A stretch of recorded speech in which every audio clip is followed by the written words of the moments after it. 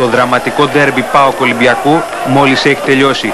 Τα στενά γύρω από την Τούμπα μετατρέπονται όμως σε πεδίο μάχης. Πέτρες, μολότοφ και δακρυγόνα συνθέτουν μια εφιαλτική εικόνα.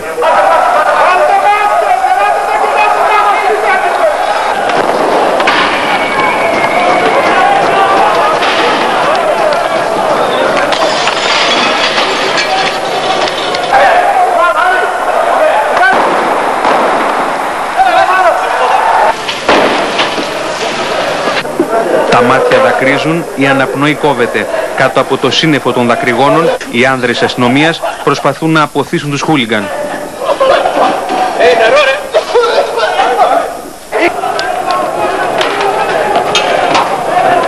Το ντέρμπι μεταξύ του ΠΑΟΚ και του Ολυμπιακού μόλις έχει τελειώσει.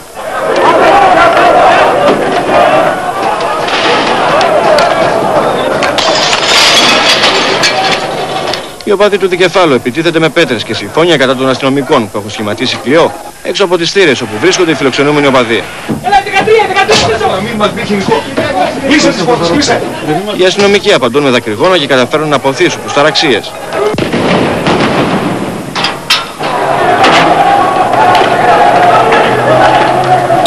Οι οπαδοί του ΠΑΟΚ ανασιτάσσονται και πετούν βόμβες μολότοφ εναντίον των ανδρών των ΜΑΤ.